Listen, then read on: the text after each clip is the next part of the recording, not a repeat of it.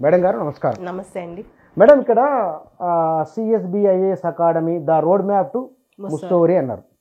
ముస్సోరిలో ఏం నేర్పుతారు మేడం? సమాజాన్ని ఎట్లా చూడమని నేర్పుతారు? ఏం ముస్సోరిలో విలువలు నేర్పిస్తారు, పరిపాలన ఎలా చేయాలో నేర్పిస్తారు, పబ్లిక్ పాలసీ ఎలా చేయాలో నేర్పిస్తారు, ఎంపతి కలిగి అంటే నీ తోటి వారిని ముఖ్యంగా బడుగు బలహీన వర్గాల వాళ్ళని ఎలా చూసుకోవాలి అని నేర్పిస్తారు. అతిపోకుండా నేర్పించరు, అహంకారం నేర్పించరండి అక్కడ. కానీ స్మితా సబర్వాల్ వారు మాట్లాడిన మాటలు, జరుగుతున్న చర్చ, ఇదంతా బహుశా మీరు దీన్ని ఎట్లా డిఫైన్ చేస్తారు? దీన్ని అమానవీయం, అమానుషం, అతి దారుణం, వివక్షతో కూడుకున్న స్టేట్మెంట్స్ ఇవి. వీటిని నేనే కాదు, సభ్య సమాజం, దేశమంతా ఇంక్లూడింగ్ అన్ని పొలిటికల్ పార్టీస్, మీడియా, బ్యూరోక్రసీ అందరూ ఖండించాలి. ఖండించకపోతే ఇది అవమానం, సమాజానికి అవమానం, ఇది సిగ్గుచేటు. సార్, మీ దగ్గరికి వస్తున్న ట్రైనింగ్ అవుతున్న వాళ్ళు సాధారణంగా ఐఏఎస్ అంటేనే అందరికీ అవకాశం రాదు, అదృష్టం అది కొందరికే వస్తుంది. ఎంత కష్టపడినా సరే చివరి ఒక మెట్టు దాకా వెళ్ళిపోయి వెనక్కి వచ్చిన వాళ్ళు లక్షల్లో ఉన్నారు. అలాంటి ఒక అవకాశాన్ని అందుకోవడానికి వెళ్తున్న వారికి మానసికంగా మీ శిక్షణలోనే ఏం మాటలు చెప్తారు? ఎట్లా ఒక థియరీ ఉంటుంది కదా, అదేమిటి? జనరల్గా సివిల్ సర్వీసెస్ అంటే కేవలం నాలెడ్జ్ కాదు, విజ్ఞానం మాత్రమే కాదు. దాంతోపాటు సమాజంలో వివిధ రకాల వారి పట్ల మనం ఎట్లా ప్రవర్తించాలి, వాళ్ళ కోసం ఎటువంటి పాలసీలని మనం ముందు తీసుకెళ్ళాలి, వాళ్ళకి సంబంధించి మనం ప్రాక్టికల్గా వాళ్ళ ప్రాబ్లమ్స్ ఎలా సాల్వ్ చేయాలి, ఇవి జనరల్గా కేస్ స్టడీస్ కానీ ఎథిక్స్ అనే మాకు ఒక సబ్జెక్ట్ ఉంది. నైతిక విలువలు అన్న సబ్జెక్ట్లో సబ్జెక్ట్ ఉంది. ఆ సబ్జెక్ట్లో 250 మార్కులకి అది పెడతారనమాట. 250 మార్కులు. దానిలో ఇవన్నీ నేర్పిస్తాం మనం. ఇవన్నీ నేర్పించిన తర్వాత అనేక రకాల సెక్షన్స్ సంబంధించి మనం ఏ విధంగా మాట్లాడాలి, ఏ విధంగా మాట్లాడకూడదు. సివిల్ సర్వీసెస్లో కోడ్ ఆఫ్ కండక్ట్ అని ఒకటి ఉంటుంది అనమాట. కోడ్ ఆఫ్ కండక్ట్ అంటే ప్రవర్తన నియమావళి. దాని ప్రకారం మనం ఒక ప్రభుత్వంలో పనిచేస్తే ఒక స్టేట్మెంట్ జారీ చేసినప్పుడు అది ప్రభుత్వం తరపున ఇచ్చిన స్టేట్మెంట్ అని లెక్క. Okay. So on behalf of government, ఒక గవర్నమెంట్ ప్రతినిధి పబ్లిక్, తన ప్రైవేట్ విషయాలు మేము పట్టించుకోం. ఓకే. ఇప్పుడు తన ప్రైవేట్ ఏదైనా చేసుకోండి ఎవరైనా, కానీ పబ్లిక్ స్టేట్మెంట్స్ ఇలా డిజబిలిటీస్ గురించి లేకపోతే ఇంకొక కమ్యూనిటీ గురించి ఇంకొక విషయం గురించి పబ్లిక్ రిలేటెడ్ స్టేట్మెంట్స్ ఇచ్చినప్పుడు ఒక జనరల్గా ఒక ప్రభుత్వ అధికారి బయట మాట్లాడుతున్నప్పుడు అది ప్రజాభిప్రాయం కాదు, ప్రభుత్వ అభిప్రాయం అని లెక్క అనమాట. మరి ఇప్పుడున్న స్టేట్మెంట్స్ ప్రభుత్వ అభిప్రాయమా, ప్రజాభిప్రాయమా, లేకపోతే ఈవిడ పర్సనల్ ఒపీనియనా, మాకు క్లారిటీ కావాలి. కానీ మేడం, బహుశా 5 సంవత్సరాల కింద, నాకు సరిగా జ్ఞాపకం లేదు, ప్రత్యేక ప్రతిభావంతులు ఆ పదాన్ని ఈ మోడీ వచ్చిన తర్వాత దివ్యాంగులు, ఈ దివ్యాంగులను ఎట్లా సంబోధించాలి అనేది నరేంద్ర మోదీ ఒకటి అన్నారు.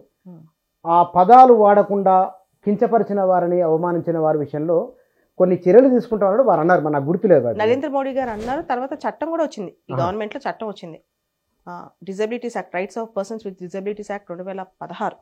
దానిలో సెక్షన్ 92 కింద ఇట్లాంటి పదజాలం వాడితే, ఇట్లాంటి వాళ్ళు మానసికంగా వాళ్ళని బాధ పెట్టే స్టేట్మెంట్స్, వాళ్ళని దిగజార్చే స్టేట్మెంట్స్ వాడితే 5 సంవత్సరాల వరకు జైలు శిక్ష కూడా ఉంది దానికి. మరి ఈ విషయం వారికి తెలియకనా? వారికి అన్నీ తెలుసు అండి, వారికి అన్నీ తెలుసు. ఇంత చదువుకున్న నాకు తెలియదని నేను ఎందుకు అనుకుంటాను, సమాజం ఎందుకు అనుకుంటాను, వారికి అన్నీ తెలుసు. తెలిసినా అంటే కారణం ఖచ్చితంగా అహంకారం అని అనుకుంటాను నేను. సాధారణంగా అధికారం అనేది బాధ్యత, పదవులు రాజకీయాల్లో ఉండేవి. హ్యూమన్ బీయింగ్స్ పెద్ద స్థాయిలో తల్లి హృదయంతో ఉండాలి, తండ్రి హృదయంతో ఉండాలి అనుకుంటాం కదా, అనే ఒక భావన ఉంటుంది కదా.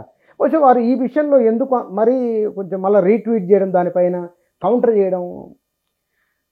ఆ మాట నేను చెప్పిందే కరెక్టు, నేను అనుకుందే కరెక్ట్ అనేది ఆ మైండ్ సెట్ అయి ఉండొచ్చు. నేను ఆవిడ పర్సనల్గా చూడలేదు ఎప్పుడు, ఆవిడ పైన పర్సనల్ నాకు ఎటువంటి వ్యతిరేకత ఉండదు. కానీ ఒక కమ్యూనిటీ గురించి ఈ లెవెల్లో కామెంట్స్ చేయడం అనేది, బ్లాంకెట్ స్టేట్మెంట్స్ ఇవ్వటం, ఇన్సెన్సిటివ్ కామెంట్స్, స్వీపింగ్ కామెంట్స్ చేయడం తప్పని నేను ఖండిస్తున్నాను, స్ట్రాంగ్గా ఖండిస్తాను. అపాలజైజ్ చేయాలి, ఆ స్టేట్మెంట్స్ వెనక్కి తీసుకోవాలి. 48 గంటలు దాటింది, ఆ స్టేట్మెంట్ ఆమె ఇచ్చి she has to take back that statement. 250 మార్కుల పేపరు నైతిక విలువలు. ఎన్ని రోజులు ట్రైనింగ్ ఇస్తారు ఆ క్వశ్చన్ పేపర్ మీద? 4 రోజులు కనీసం ట్రైనింగ్ ఉంటుందండి. 4 రోజులు మ్యాక్సిమం స్కోర్ చేస్తారా ఆ నైతిక విలువలు? దాదాపు 250కి హైయెస్ట్ స్కోర్స్ 130, 140 వచ్చిన నా స్టూడెంట్స్ కూడా ఉన్నారు. 130, 140 నైతిక విలువలు. అండ్ తర్వాత వీళ్ళకి phase 2 ట్రైనింగ్ అండ్ తర్వాత ట్రైనింగ్లో కూడా చెప్తారు ఎలా ప్రజల పట్ల ఒక సహానుభూతి కలిగి ఉండాలి, వాళ్ళ విషయాలు ఎలా ఎంపతి చూపించాలని కూడా వీళ్ళకి చెప్తారు. వీళ్ళకి అన్నీ తెలుసని, తెలియక చేశారని నేను అన్ను, తెలిసే చేశారు. తెలియక చేస్తే పొరపాటు.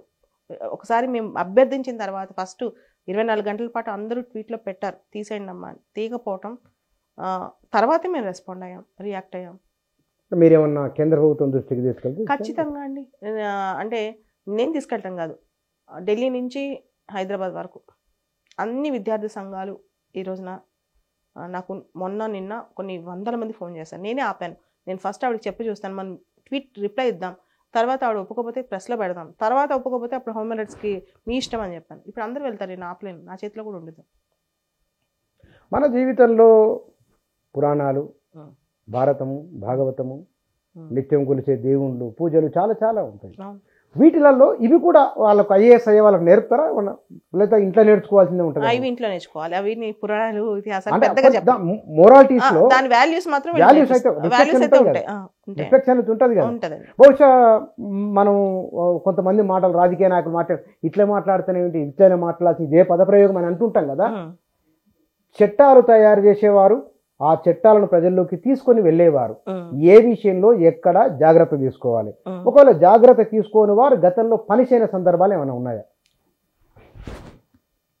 గతంలో ఇటువంటి స్టేట్మెంట్స్ ఇచ్చిన, ఇంత భయంకరమైన బ్లేటెంట్ స్టేట్మెంట్స్ ఇచ్చిన ఐఏఎస్ ఆఫీసర్స్ ట్విట్టర్ ద్వారా కానీ ఇంత ఇన్స్టాలో కానీ ఎవ్వరూ లేరు ఈ 75 ఏళ్లలో. ఈ లెవెల్లో పబ్లిక్లోకి వచ్చి ఇట్లాంటి స్టేట్మెంట్స్ ఇచ్చి ధైర్యం చేసిన వాళ్ళు ఎవ్వరు లేరు ఇప్పటి వరకు. సిస్టమ్ అంటే భయం లేకపోవటం, గవర్నెన్స్ అంటే భయం లేకపోవటం, ఇష్టం వచ్చినట్టు మనం ఏం మాట్లాడినా, అంటే తన పర్సనల్ ఒపీనియన్ ఏదైనా ఉండొచ్చు, తన వ్యక్తిగత అభిప్రాయాన్ని నేను క్వశ్చన్ చేయట్లేదు, పబ్లిక్లోకి వచ్చి ఇటువంటి స్టేట్మెంట్ ఇవ్వడాన్ని ఖచ్చితంగా ప్రశ్నిస్తాం. కానీ మేడం, మన దగ్గర జరుగుతున్న ఒకనొక చర్చ, కార్యనిర్వాహక వ్యవస్థ, శాసన వ్యవస్థ, ఈ రెండింటిలలో కార్యనిర్వహణలో ఉండేవారు సాధారణంగా ఎవరి పట్ల విధేయత ఉండాలి, ఏ విషయాల పట్ల బాధ్యతతో ఉండాలి? ఎందుకంటే మీరు ట్రైనర్ కాబట్టి. మొదటగా వాళ్ళకి అసలు చీఫ్ సెక్రటరీ, సీఎం వాళ్ళ కింద వీళ్ళు పనిచేస్తారు. వాళ్ళ పర్మిషన్స్ లేకుండా, వీళ్ళ బాస్ పర్మిషన్ లేకుండా ఇటువంటి స్టేట్మెంట్స్ ఇవ్వకూడదు. 2, వీళ్ళ పని ఏంటంటే వాళ్ళున్న డొమైన్లో వాళ్ళు ఇంప్లిమెంట్ చేయటం. ఏదైతే స్టేట్మెంట్స్ జారీ అయ్యాయో అవన్నీ కూడా parliament, policy making, DoPT ministry, judiciary వీళ్ళు చెప్పాల్సిన స్టేట్మెంట్స్. వీళ్ళు కాదు, వీళ్ళ స్థాయిలో వాళ్ళు కాదు. కానీ ఐఏఎస్లు ఆ స్థాయి వారు పొరపాట్లు చేసినప్పుడు ఒక కమిటీ ఉంటుందట కదండి? అవునండి. యాక్చువల్గా దీనికి సంబంధించి పొరపాటు చేసినప్పుడు డిఓపిటీ కంప్లైంట్ అయినప్పుడు వాళ్ళు ఇవన్నీ అబ్జర్వ్ చేసి దానికి కమిటీ వేసి వీళ్ళు తప్పు చేశారా లేదా నిర్ధారణ చేస్తారనమాట. చేసిన తర్వాత వాళ్ళు దాన్ని బట్టి చర్యలు తీసుకుంటారు.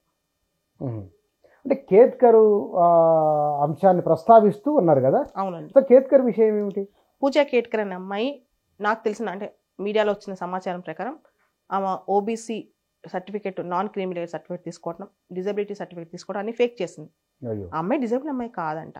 వాళ్ళ నాన్న డిజబుల్ కాదు, యూపీఎస్సీ డిజబుల్ కాదు అమ్మాయిని సెలెక్ట్ చేసిన అమ్మాయి, ఎయిమ్స్ డాక్టర్స్ డిజబుల్ కాదు, అసలు డిజబిలిటీకి సంబంధం లేని అంశం అది. ఆ అమ్మాయి స్టాండర్డ్ అన్నది ఒక ఎగ్జాంపుల్. యూపీఎస్సీలో ఇంత పెద్ద తప్పు జరగడం ఇదే ఫస్ట్ టైం నేను చూసిన చరిత్రలో. జరిగినట్లు వచ్చిన వార్తలు ఆల్మోస్ట్ జరిగింది. అంటే యూపీఎస్సీ కూడా అమ్మాయిని డీబార్ చేసేసింది, ఫర్దర్ ఎగ్జామ్స్ నుంచి నోటీస్ ఇచ్చేసింది. సో అటువంటి ప్రస్తావనలో అందరు డిసబిలిటీస్ పీపుల్ గురించి ఈవిడ ఇలాంటి కామెంట్స్ చేశారు.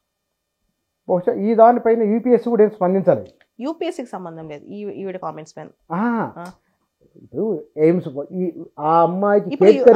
డిఓపిటీ అని వాళ్ళపైన కమిటీ వేసేసి దానిపైన ఇప్పుడు కమిటీ చూస్తుంది అమ్మాయి కేసు మొత్తం, పూజా కేత్కర్ కేసు మొత్తం. బహుశా ఈ అధికారి చేసిన కామెంట్స్ పైన అటు వాళ్ళు ఏమన్నా పరిశీలన తీసుకునే అవకాశం ఉంటుందా? ఖచ్చితంగా తీసుకుంటారు. ఇప్పుడు నేషనల్ లెవెల్లోకి ఇష్యూ వెళ్తుందండి, జాతీయ స్థాయిలోకి ఇష్యూ వెళ్తుంది, ఎంపీలు అందరూ రెస్పాండ్ అవుతున్నారు. మీరు చూస్తే కనుక జాతీయ స్థాయిలోకి వెళ్తుంది. సో దీన్ని ఖచ్చితంగా క్వశ్చన్ చేస్తారని నేను అనుకుంటున్నాను. నిన్నే కదా ఇష్యూ బయటకు వచ్చింది, క్వశ్చన్ చేస్తారని అనుకుంటున్నా, ప్రశ్నిస్తారని అనుకుంటున్నా. మీరు మొదటగా ఆ వ్యాఖ్యలు చూసిన తర్వాత వెనువెంటనే మీరు నేను చూడలేదు వ్యాఖ్యలు. యాక్చువల్లీ నేను ఆ రోజు విచిత్రం అంటే నేను డిఫరెంట్ లేబుల్ స్టూడెంట్స్ కూర్చోబెట్టి మాట్లాడుతున్నాను. వాళ్ళకి మెసేజ్లు వస్తున్నాయి, అదృష్టం వాళ్ళకి మెసేజ్లు వస్తున్నాయి. వాళ్ళు అవి చూసి మేడం అని చాలా బాధపడ్డారు, వాళ్ళు చాలా మనస్తాపానికి గురయ్యారు. అది నాకు ఫార్వర్డ్ చేశారు వెంటనే వాట్సాప్కి, చూడండి మ్యామ్ ఇవి ఎలా మాట్లాడుతున్నాం. చూసి ఒక్కరు 5 నిమిషాలు నాకు అసలు మనం ఎక్కడున్నామో అర్థం కాలేదు. సో దీన్ని ప్రశ్నించాలి. వాళ్ళు వెంటనే ఉన్నారు, వెంటనే నాకు కాల్స్ వస్తున్నాయి యూనివర్సిటీస్ నుంచి, అక్కడి నుంచి. నేను ఆపండి, ఫస్ట్ మనం మీరు ట్వీట్ చేయండి, ఆవిడకి రిప్లై ఇవ్వండి, మేడం తీసేయండి అని. చాలామంది వీళ్ళకి కౌంటర్ ఇచ్చిన వాళ్ళకి రెస్పాండ్ అవుతున్నారు కొంతమందికి, ఇంక్లూడింగ్ ప్రియాంక ద్వివేది అని చెప్పి ఒక ఎంపీ కూడా మాట్లాడారు. ఆవిడ తప్పండి అని చెప్పినట్టున్నారు. ఆవిడ తీయట్లేదు, ఇంకా తను సపోర్ట్ చేసుకుంటున్నారు. మేడం నేను ఒక ఆర్టికల్ ఎక్కడో చదివినట్లు గుర్తుంది నాకు. ఐఏఎస్లుగా అవుతున్న వారు సామాజిక శాస్త్రాల అధ్యయనం కాకుండా ఐఐటీల నుంచి ఐఐఎంల నుంచి వస్తున్న వారు ఐఏఎస్లు అవుతున్నారు. వారికి సమాజం పట్ల, మనుషుల పట్ల ఆ ఉండాల్సిన కన్సర్న్ ఉండట్లేదు అని ఒక, ఇక్కడ తప్పే కావచ్చు, నాకు చదివిన నేను అది. అంటే ఆ బ్యాక్గ్రౌండ్ అందరూ అలా లేరండి. అంటే మొత్తం అందరికి కన్సర్న్ లేదని కదా, కొంత బ్యాచ్ మాత్రం ఉంది ఇలా, ఒక 50% ఇలానే తయారయ్యారు. ఇప్పుడు ఈవిడ్ని ఎవరన్నా ఒకళ్ళు ముందుకొచ్చి ప్రశ్నించకపోతే ఇలాంటి స్టేట్మెంట్స్ అందరిపైన ఇస్తారు. ఈరోజు నా మీద ఇచ్చారు, ఈ కమ్యూనిటీ మీద ఇచ్చారు, రేపు మీ కమ్యూనిటీ మీద ఇస్తారు. ఆవిడకున్న అభిప్రాయాలన్నీ ప్రపంచానికి రుద్దుతారు. ఆవిడ పర్సనల్ ఒపీనియన్స్ రిజైన్ చేసి వచ్చి మాట్లాడుకోవాలి, పబ్లిక్ ఒపీనియన్స్ ఇవ్వకూడదు ఆవిడ. మీరు ట్రైనింగ్ ఇచ్చేటప్పుడు బహుశా గ్రామీణ ప్రాంతాల నుంచి, వ్యవసాయ కుటుంబాల నుంచి సివిల్ సర్వీస్కి వచ్చిన వాళ్ళు విధానాలు తయారు చేసేటప్పుడు కానీ, కొత్త కొత్త పథకాలు రూపకల్పన చేసి, మనం జాతీయ గ్రామీణ ఉపాధి హామీ ఉంది, దేశంలో కొన్ని కోట్ల మందిని నిలబెట్టగలిగింది. అది ఒక ఐఏఎస్ ఆలోచనే కదా. అట్లాంటి వాళ్ళు అంటే గ్రామీణ నేపథ్యం లేని కారణంగా, లేదా ఈ కమ్యూనికేషన్ టెక్నాలజీ కారణంగా, నిరంతర అధ్యయనం లేని కారణంగా ఇట్లా మాట్లాడింది అనుకోవచ్చా మాటలు అట్లా వారు? లేదండి, అంటే వీళ్ళకి ఐఏఎస్ ట్రైనింగ్లో ఫీల్డ్ స్టడీకి తీసుకెళ్తారు, గ్రామీణ ప్రాంతాల్లో ఒక వారం ఉంచుతారు, అని చూపిస్తారు. మనసు లేక మాట్లాడింది, సున్నితత్వం లేక మాట్లాడింది అనుకుంటాం. ఆవిడ ఇండివిజువల్ లెవెల్లో ఆవిడ మైండ్ సెట్ అది అనుకుంటాం. సున్నితత్వం లేక మాట్లాడిందంటే అంటే సెన్సిటివిటీస్, ఆవిడ ప్రాబ్లమ్స్ని ఆవిడ అంత చులకన చూపనిపిస్తుంది నాకు. చులకన చూపానండి ఖచ్చితంగా. ఇది అంటే ఎంపతి, సింపతి లేకుండా ఎన్నో కష్టాలు పడి, సామాజికంగా ఎన్నో బాధలు ఎదుర్కొని వీళ్ళు సివిల్స్ పరీక్ష రాయటానికి వచ్చారంటేనే గొప్ప, ఈవిడికంటే గొప్పే. అన్నీ ఉన్న వాళ్ళకంటే కూడా వీళ్ళు కష్టాలు పడి అక్కడ దాకా వచ్చారంటే గొప్ప. వాళ్ళని పట్టుకుని బ్లాంకెట్గా వీళ్ళు దేనికి పనికిరారు, ఇవి ప్రీమియర్ పోస్టులు. అసలు ఐఏఎస్, ఐపీఎస్ ప్రీమియర్ పోస్టులని యూపీఎస్సీ చెప్పలా, సివిల్ సర్వీసెస్ అంది. Servant, we are called as civil servants. దేశానికి సేవ్ చేయడానికి వచ్చిన వాళ్ళం, మాస్టర్లు కాదు మేము. ఎవరు సివిల్స్ మాస్టర్స్ కాదు. దేశాన్ని పరిపాలించడానికి రాలే, సేవ చేయడానికి వచ్చారు. బ్రిటిష్ వాళ్ళు పరిపాలించడానికి వచ్చారు, మనం సేవ చేయడానికి ఉన్నాం. ఆ తేడా గమనించాలి. మీరు ఎన్నాళ్ళుగా కోచింగ్ తీసుకున్నారు? 4-5 ఏళ్ళ నుంచి ఉన్నానండి. మీ స్టూడెంట్స్ ఐఏఎస్ అయ్యారా? చాలా మంది అయ్యారు. నా స్టూడెంట్స్ ఎంత దారుణంగా ఉంటుంది, వాళ్ళకి వాల్యూస్ చెప్పే బయటకు పంపుతాను. వాల్యూస్ లేకపోతే నా స్టూడెంట్ అని కూడా నేను మాట్లాడుతున్నాను వాళ్ళ గురించి. డజన్ ఉంటారా ఐఏఎస్? చాలా మంది ఉంటారు, డజన్ కాదండి, చాలా మంది ఉంటారు. 4 ఏళ్లలోనే చాలా మంది ఉంటారు. ఓకే, కంట్రీ వైడ్, దేశం మొత్తం ఉన్నారు నా స్టూడెంట్స్. ఓకే, వారేమన్నారు ఈ చర్చ మీద? వారు ప్రతి ఒక్కళ్ళు, వారే కాదు, చాలా మంది తెలంగాణ నుంచి కూడా మంచి పని చేసాం. ఆవిడ క్వశ్చన్ చేయడానికి ఎవరు లేక ఇలా అందరి గురించి రాస్తుంది, ఈవిడ కాంట్రవర్సీస్ చేస్తుంది, కనీసం క్వశ్చన్ చేసామని. ఇప్పుడు అందుకని నన్ను పర్సనల్ అటాక్స్ చేయడం మొదలెట్టారు ఆ ట్విట్టర్లో. నేను పర్సనల్గా పంపాను, అటాక్ చేయాలి. పర్సనల్ చేయాలంటే పంపాను చాలా ఉన్నాయి, కానీ నేనేమీ చేయలేదు. ఒక ఇష్యూ మీద ట్వీట్ తీసామని గట్టిగా మాట్లాడాను అంతే. చాలా ఉన్నాయంటే నేను ఇప్పుడు ప్రస్తుతం మాట్లాడను. అవును, నిజంగా ఆవిడ ట్వీట్ తీయకపోతే, గవర్నమెంట్ పైన యాక్షన్ తీసుకోకపోతే మాత్రం నేను మాట్లాడను. మొత్తం అందరు సమాజం దగ్గర చాలామంది ఆ గురించి డీటెయిల్స్ అన్ని కలెక్ట్ చేసి పెట్టుకుంటున్నారు, వాళ్ళే బయట తీస్తారు. నా దాకా కూడా అవసరం లేదు, నేను దాకా అవసరం లేదు. కొంచెం మీరు మడతా ఉంది మాటలు. లేదండి, అది సమాజం సమస్య, వాళ్ళు వస్తారు బయటికి. సమాజంలో పెద్ద సమస్య అవుతుంది ఇది. ఇంకా ఇలాంటి colonial mind sets, draconian mind sets ఇంకా ఊరుకోరు. సమాజం కూడా, ప్రజలు కూడా ఊరుకోరు అనుకుంటున్నారు. కానీ చాలామంది ఈరోజు మీరు చూసుంటారు, 90% మంది ఆవిడ అపోజ్ చేస్తున్నారు సొసైటీలో. సున్నితత్వం కోల్పోయింది అని అంటే అన్నారు కదా మీరు. సున్నితత్వం ఎందుకు కోల్పోతారు? ఏం రీజన్ ఏదో ఉండాలి కదా. కష్టాలు తెలియకపోవటం కావచ్చు, లేకపోతే ఒక మంచి పొజిషన్స్ అనుభవించడం వల్ల కావచ్చు, భూమి మీద బతకలేక కావచ్చు. అంటే భూమి తెలియకపోవడం, గ్రాస్ రూట్ లెవెల్లో ఈ కొన్ని సంవత్సరాల నుంచి లేకపోవడం వల్ల కావచ్చు, లేకపోతే గవర్నమెంట్ ఆవిడకి ఇచ్చిన ఎక్కువ ప్రివిలేజెస్ వల్ల కావచ్చు. గవర్నమెంట్ బాగా బాగా బాగా చూసుకుంది ఆవిడ్ని, అది కూడా కారణం కావచ్చు. ఇంకా సామాన్యుడు కళ్ళ కనిపించిపోవడం. మేబీ అయి ఉండవచ్చు అని అయి ఉండొచ్చు అనుకుంటా, నాకు తెలియదు, నేను ఊహించుకుంటున్నా ఇప్పుడు మొత్తం ఇదంతా సంఘటనలు చూసిన తర్వాత నా ఊహ ఇది అంతే. తిరిగి మళ్ళీ ఏదో మీరు సవాల్ వేసింది కదా ఎగ్జాము రాయడం వల్ల తాను ఏజ్ రిలాక్సేషన్ ఉంటుంది నేను రాయాలని అన్నట్టు మళ్ళీ కొత్తగా ట్వీట్ ఇంకోటి వైరల్ అవుతుంది. చేసుకోనివ్వండి. రాజకీయ నాయకుల నుంచి స్పందన ఏమన్నా వస్తున్నదా? ఈరోజు స్టార్ట్ అయిపోయిందండి.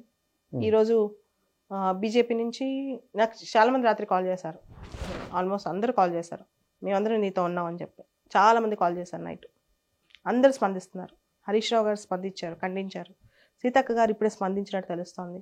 బీజేపీ నుంచి లక్ష్మణ్ గారు, ఈటెల రాజేందర్ గారు అందరూ స్పందిస్తున్నారు. కాంగ్రెస్ నుంచి అనిల్ యాదవ్ గారు అందరూ తప్పు ఆవిడ చేసిన మాత్రం తప్పనే చెప్తున్నారు. అంటే దాంట్లో ఆమెన్న మాటలలో కష్టపడి పని చేయాల్సి ఉంటుంది అనే విషయం ఒకటి, క్లిష్ట పరిస్థితులలో పనిచేయాల్సి ఉంటుంది మరొక పదం, తర్వాత కఠోరమైన పరిస్థితుల మధ్య పనిచేయవలసి వస్తుంది, ప్రత్యేక ప్రతిభావంతులు లేదా దివ్యాంగులు చేయగలరా, ఒక సర్జనో లేకపోతే ఇంకో పైలటో ఉంచగల వారన్న మాటలు. ఫస్ట్ క్వశ్చన్, నా ప్రశ్న ఏంటంటే ఆవిడెవరు ఇవన్నీ జడ్జ్ చేయడానికి? వాళ్ళు ఏది ఫిట్గా ఉన్నారో ఏది ఫిట్గా లేదో ఆవిడెవరు ఇదన్నీ క్వశ్చన్ చేయడానికి ఫస్ట్ థింగ్. రెండోది, ఒకవేళ పాలసీ చేయాల్సి వస్తే ప్రభుత్వం. మూడోది, ప్రభుత్వం తరపున పనిచేస్తూ అభిప్రాయాలు అలా లక్షల మందికి తోసేస్తే రేపు వీళ్ళకి ప్రైవేట్ ఉద్యోగాలన్నా వస్తాయా? 4, నేను నా గురించి ఆలోచించట్లేదు ఈ విషయంలో, నా సమాజం గురించి ఆలోచిస్తున్నాను. సమాజం అందరూ కూడా డిజేబుల్డ్ వాళ్ళని ఎలా చూస్తారు? ఈ ట్వీట్ చదివిన తర్వాత, ఇది బయటకు వచ్చిన తర్వాత వాళ్ళు పట్టించుకోవాలి కదా, ఆ మాత్రం జ్ఞానం ఉండి ఆలోచించాలి కదా. ఇది నా ప్రశ్న. ప్రజల కోసం వాళ్ళు కష్టాలు ఎదుర్కొన్నా సరే పనిచేసిన ఐఏఎస్లు ఒకరో ఇద్దరు ముగ్గురు ఉన్నారా ఈ వ్యాఖ్యలకు భిన్నంగా ఉన్నవారు? ఖచ్చితంగా కొంతమంది. ఒకరిద్దరు పేరు ఉదాహరించండి, నాకు 2-3 సంఘటనలు ఉదాహరించండి. చాలా మంది ఉన్నారండి. అంతెందుకు, నా స్టూడెంట్ కృష్ణతేజ ఐఏఎస్ ఈరోజు పవన్ కళ్యాణ్ గారు ప్రత్యేకంగా అబ్బాయిని ఆంధ్రాకి పిలిపించుకున్నారు. కేరళలో కోవిడ్ టైంలో అనాథలైన పిల్లలందరికీ వాళ్ళు చదివినంత వరకు చదివించడానికి అబ్బాయి అందరినీ స్పాన్సర్స్ ఇచ్చాడు. రీసెంట్గా అబ్బాయిని నేషనల్ చైల్డ్ రైట్స్ కమిషన్ అబ్బాయిని పొగిడింది, అవార్డు ఇచ్చింది. యూఎన్ వాళ్ళు పొగిడారు. కేరళ ఫ్లడ్స్ వచ్చినప్పుడు 2 లక్షల మందిని కాపాడాడని అవార్డు ఇచ్చారు. అలాంటి వ్యక్తులే నా స్టూడెంట్స్ ఉన్నారండి. నాకు అది గర్వకారణం. దానికోసం నేను బతుకున్నాను ఈరోజు వరకు. అట్లాంటి వాళ్ళని దేశానికి ఇవ్వడానికి, అంతేగాని ఇట్లాంటి నిజంగా ఇన్సెన్సిటివ్ ఆఫీసర్స్ అనేది చాలా బాధాకరమైన అంశం. 80s, 90s ఉన్నవాళ్ళు, ప్యాథటిక్ బ్యాక్గ్రౌండ్ నుంచి వచ్చిన వాళ్ళు, ఐఏఎస్లుగా వచ్చిన వాళ్ళు, వారి ఉదాహరణలు ఏమైనా చెప్పగలరా? 80s, 90s నాకు అంత టచ్ లేదండి. నేను ఈ మధ్య కాలంలోంచే నేను చూస్తున్నాను. ఓకే, మీ స్టూడెంట్స్ వరకు మాత్రం అంతే. నేను పాతవి నేను పెద్ద నాకు తెలిసి చాలా మంది చెప్పమంటే చెప్తాను. టిఎన్ శేషన్ గారు అని గొప్ప వ్యక్తి ఉన్నారు. ఆయన TN Seshan Tamil Nadu cadre IAS, election కమిషనర్గా ఉండి, చీఫ్ ఎలక్షన్ కమిషనర్గా ఏ పార్టీకి ఏ ఒత్తిడికి తలొగ్గకుండా హానెస్ట్గా కటువుగా ఉండి దేశంలో ఎన్నికల సంస్కరణలు తీసుకొచ్చారు. ఆయన అంటే నాకు చాలా అభిమానం, ఇష్టం. అలాంటి వ్యక్తులు చాలామంది ఉన్నారు. సో అలాంటి వ్యక్తుల్ని మళ్ళీ తయారు చేయాలని నా కోరిక. మీ దగ్గరికి ట్రైనింగ్కి వచ్చే వాళ్ళు సాధారణంగా అర్బన్, సెమీ అర్బన్, రూరల్ ఎక్కడి నుంచి ఎక్కువ వస్తున్నారు? ఎక్కువ 60-70% రూరల్ అండి. రూరల్ బ్యాక్గ్రౌండ్ 60-70% రూరల్ ఉంటారు. ఒక 20% సెమీ అర్బన్, ఒక 10-15 అట్లా అర్బన్ ఉంటారు. ఎందుకు రూరల్ జనాల్లో 60% మంది పట్ల అంటే వాళ్ళందరికీ ఇప్పుడు కూడా ఐఏఎస్ అంటే మనం మార్పు తేవచ్చు, కష్టపడి పనిచేస్తే మనకు వస్తుంది, సామాన్యుడినైనా నా శక్తి అసమానంగా తయారవుతుందని చాలామంది నమ్ముకుని వస్తారు ఈ ఫీల్డ్లోకి. కానీ మేడం, ఇవాళ ఉన్న కమ్యూనికేషన్ ప్రపంచంలో ఐఏఎస్ జీతానికంటే కొన్ని డబల్ ట్రిపుల్ రేట్లు ఎక్కువ జీతాలు ఉన్నాయి. ఇయర్ ప్యాకేజీ 1-2 కోట్లు తీసుకునే వాళ్ళు కూడా అక్కడ పేపర్లో చూస్తుంటాం మనం. అట్లాంటిది ఐఏఎస్ పట్ల ఎందుకు ఇంత ఆసక్తి? మార్పు తేవచ్చు, సమాజానికి సేవ చేయొచ్చు. ఎట్లా మార్పు తీసుకొచ్చి ఐఏఎస్ ప్రభుత్వం చేసిన పాలసీస్లో ఇంప్లిమెంటేషన్లో ప్రధానమైన పాత్ర పోషిస్తారు. సో 30 సంవత్సరాల పాటు అనేక రకాల రంగాలు, అనేక రకాల ఫీల్డ్స్లో వీళ్ళు పనిచేస్తారు.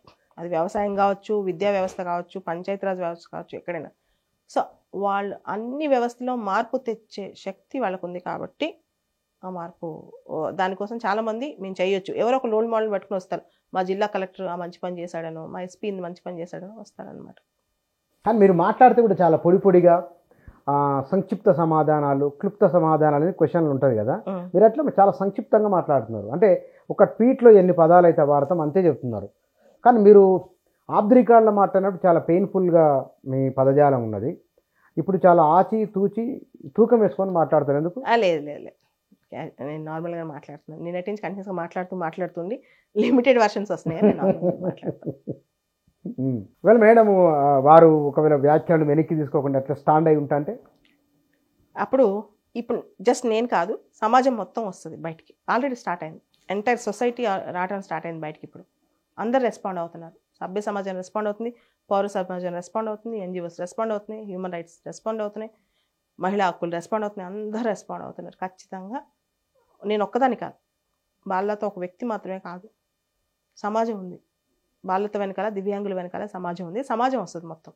దివ్యాంగులు సమాజంలో అందరికంటే కూడా వారు ఎదుర్కొంటున్న డిస్క్రిమినేషన్, వారి హృదయాలను గాయపరుస్తున్న అంశాలు సమాజంలో ఏమేమి ఏ రూపంలో ఉంటాయి? జనరల్గా వాళ్ళు పుట్టినప్పటి నుంచి సామాజికంగా చాలా ఎదుర్కొంటారు. కుటుంబమే కొన్నిసార్లు వాళ్ళని డిసోన్ చేస్తే, మాకు సంబంధం లేనట్టు చూస్తే, కొన్నిసార్లు ఫ్యామిలీ, కొన్నిసార్లు వాళ్ళకి విద్య కూడా అందదు, ఇంట్లో అనేక పౌష్టికాహారం అందదు, చాలామంది మిత్రులు కూడా వాళ్ళకి అవ్వరు, వీళ్ళతో స్నేహం చేస్తే మనకి ఇబ్బంది అవుద్దేమో, మనకి అది అంటగడతారేమో, ఆ స్థాయి నుంచి వీళ్ళు వివక్షను ఎదుర్కొంటూ వస్తారనమాట. ఈ సమయంలో వాళ్ళకి ఈ సమాజం నుంచి సూటిపోటు మాటలు భరిస్తుంటారు. వీళ్ళు ఏం ఎక్స్పెక్ట్ చేస్తారంటే కనీసం ప్రభుత్వం వీళ్ళందరూ మాకు సహాయం చేయకపోయినా పర్లేదు, మమ్మల్ని అనకుండా ఉంటే చాలా, మాటలు కించపరచకుండా ఉంటే చాలా అనుకుంటారు. కానీ ఇలాంటి కించపరిచిన మాటలు వీళ్ళకి మనసుకి వెళ్ళినప్పుడు వీళ్ళు తట్టుకోరు. వీళ్ళు చాలా సున్నితంగా ఉంటారు, చాలా హార్డ్ వర్క్ చేస్తారు, చాలా స్మార్ట్ వర్క్ చేస్తారు, కానీ మనసులు మాత్రం చాలా సున్నితంగా ఉంటాయి. ఎందుకంటే పడి ఉంటారు కదా, ఆ విషయాన్ని తీసుకోలేరు అనమాట. ఆ తీసుకోలేకపోతే కొన్ని వందల మంది, కొన్ని వేల మంది తరపున నేను మాట్లాడాను. అదే ఇప్పుడు సమస్య అయింది. ఏం సమస్య? సమస్య అంటే ఇప్పుడు ఆవిడకి నా పైన పర్సనల్గా వచ్చేసింది అనమాట కోపం.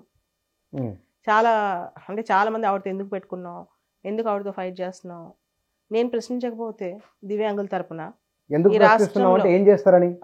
ఈ రాష్ట్రంలో నేను ప్రశ్నించకపోతే దివ్యాంగుల తరపున ప్రశ్నించే హక్కు ఎవరికి ఉంది?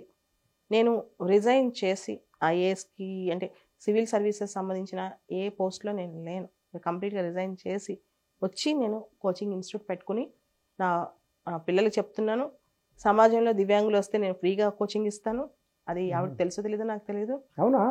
నేను మొన్న పొద్దున 7 బ్లైండ్ అమ్మాయిలకి గ్రూప్ 1 మెయిన్స్ కోచింగ్ ఫ్రీగా ఇచ్చాను. 7 బ్లైండ్ అమ్మాయిలు, బ్లైండ్ హాస్టల్ నుంచి వచ్చి, అమ్మాయిలు అబ్బాయిలు మొత్తం బ్లైండ్ హాస్టల్ అమ్మాయిలు వచ్చారు, వాళ్ళు రిప్రజెంట్ చేస్తూ 3 అమ్మాయిలు, మొత్తం 7 ఉన్నాం మ్యామ్ అని చెప్పి. నిన్న 2 వచ్చారు, ఆదివారం, నిన్నంటే ఆదివారం రోజు, మొన్న 3 వచ్చారు. సో దివ్యాంగులకు నేను చేసే సేవ బయటికి నేను చెప్పను, చెప్పుకుంటే గొప్పతనం కాదు, చేయటం గొప్పతనం నేను నమ్ముతాను. ఆవిడకి ఏం తెలుసని కోచింగ్ సెంటర్ అని చెప్పి, కోచింగ్ సెంటర్ కామన్గా ఉన్నవాడికి దివ్యాంగులకు నేను చాలా చేస్తాను. అట్లాంటి వ్యక్తిని ప్రతి సంవత్సరం నేను సెలెక్ట్ చేసుకుని మరి ఒక దివ్యాంగుల్ని సివిల్స్ కొట్టిస్తాను ఖచ్చితంగా. లాస్ట్ 3 ఏళ్ళ నుంచి చేస్తున్నాను, చరిత్ర కూడా మీకు చూపిస్తాను. వాళ్ళు ఇప్పుడు పెద్ద స్థాయిలో ఉన్నారు. వాళ్ళందరూ ఆ కమ్యూనిటీని పట్టుకుని ఇలాంటివి చేసేస్తే వాళ్ళందరూ నిరుత్సాహపడ్డారు. వాళ్ళందరూ ఇప్పుడు బయటికి రాలేరు, ఎందుకంటే ఈవిడ మాట్లాడినట్టు స్వతంత్రంగా ఐఏఎస్లు అయ్యి వాళ్ళు మాట్లాడకూడదు. కానీ నేను మాట్లాడాలి అందరి తరఫున, తప్పదు నాకు, అది తప్పదు. నాకు ఎంత నష్టం జరిగినా దీనివల్ల ఏం చేసినా సరే, నా ప్రాణం పోయినా సరే దీనికోసం నేను పోరాడటానికి సిద్ధంగా ఉన్నాను. అంటే మీరు కోచింగ్ ఇస్తున్నారు అని ట్వీట్లో రాసిండ్రు, మీరు ఆమెతో ఎందుకు పెట్టుకున్నారు అని అన్నారు కదా, ఎందుకు పెట్టుకుంటే భయం అనే నాకు అదే కదా. ఆవిడ ఏదైనా దేనికైనా రెడీ, ఆవిడ చాలా ఎవరిని సీఎం కూడా కేర్ చేయరామా, సీఎం గారిని కూడా కేర్ చేయరు, సీతకు ముందే కాలు మీద కాలేసి కూర్చున్నారు. ఇలాంటి వ్యక్తితో మీరు పెట్టుకుంటారా? ఆవిడ అసలు ఆవిడ పెట్టుకుని బతకగలరా? చాలా మంది ఐఏఎస్లు సపోర్ట్ ఉంది, ఆ వెనకాల ఐఏఎస్ అసోసియేషన్ ఉంది. ఇట్లాంటి మాటలు వస్తున్నాయి అన్నమాట బయటికి. చాలా మంది రాత్రి చాలా మంది అనుకున్నారంటే అసలు బాలలతకి ఏం సంబంధం, ఎవరు రాలేదు, ఆమె ఎందుకు వచ్చింది బయటికి, ఆమెకేం సంబంధం, ఆమెకేం లాభం ఉంది దీనిలో, ఇవన్నీ మాటలు అడుగుతున్నారంటే పర్సనల్గా నాకు చాలా మంది కాల్ చేసి చెప్తున్నారనమాట, ఎంక్వైరీ చేస్తున్నారనమాట. చేసినా సరే, నాది ఏం జరిగినా సరే, నేను ఇక్కడ కాకపోతే భూమి మీద ఎక్కడైనా, ఎందుకంటే నేను టాలెంట్ నమ్ముకుందాన్ని, ఎక్కడైనా ఏది చేసినా బతుకుతాను. కానీ ఈ విషయంలో మాత్రం నా సమాజం కోసం నేను ఎంచుకోకపోతే నేను బ్రతుకుండి వ్యర్థమని నమ్ముతాను. మీకు కూడా చాలా మంది ఐఏఎస్లు పరిచయం, అందరికి చెప్పాను. కానీ విషయం ఏంటంటే ఈ మొత్తం ఫీల్డ్లో, ఈ మొత్తం సివిల్ సర్వీసెస్ దీనిలో బయటకు వచ్చి మాట్లాడడానికి దమ్ము ధైర్యం ఉన్న ఐఏఎస్లు తక్కువ.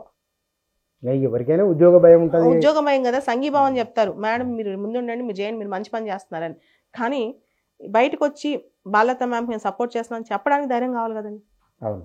ఆ ధైర్యం తక్కువ ఉంది సమాజంలో. దమ్ము లేనప్పుడు బతకడం ఎందుకని నాకు తెలియదు. నువ్వు ఎంత తిన్నా నువ్వు మనిషివి, ఫస్ట్ నీ మనిషిగా నువ్వు ప్రూవ్ అవ్వాలి, నీ మనిషిగా నువ్వు దివ్యాంగుల కోసం ఒక్కసారి ఒక్క మాట చెప్పలేని వ్యక్తి సమాజం ఎందుకు, ఈ రాష్ట్రం ఎందుకు, పాత సీఎం ఎందుకు, కొత్త సీఎం ఎందుకు? నా క్వశ్చన్ ఏంటంటే గవర్నెన్స్ ఎందుకు? ఒక most vulnerable section is a different label section, most vulnerable, భూమి మీద అందరికంటే వల్నరబుల్ సెక్షన్. వాళ్ళ కోసం నువ్వు ఒక మాట ఈరోజు చెప్పలేకపోతున్నావే. 24 గంటల నుంచి నేను చెప్తూ ఉన్నా, ప్రతి మీడియాలో మాట్లాడుతున్నా, మాట్లాడి నా గొంతు పోతుంది. కానీ ఆమెను ఖండించి ఆమె చేత ఆ ట్వీట్ నేను తీయించలేకపోయాను. నాకేం వద్దు, ఆమె ట్వీట్ తీసేసి డిఫరెంట్ లేబుల్ వాళ్ళు నేను ఆ ట్వీట్ని సారీ అని చెప్తే చాలు. నేనేమి ఆమెను ఏమీ కోరట్లేదు. అలా అడిగితే పర్సనల్ అటాక్స్ చేయడం అనేది చాలా తప్పు. ఇది క్వశ్చన్.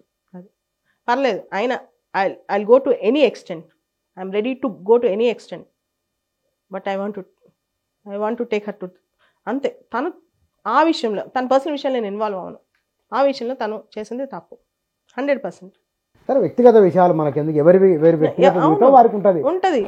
నా వ్యక్తిగత జీవితం నాకు ఉంటుంది, ఆవిడ వ్యక్తిగత జీవితం ఉంటుంది. కానీ పబ్లిక్ ఇష్యూస్ ఏదైతే ఒక కమ్యూనిటీ నువ్వు జడ్జ్ చేస్తూ చేసిన స్టేట్మెంట్స్ ఐ కెనాట్ మేము దాన్ని అసలు టాలరేట్ చేసే విధానమే లేదండి.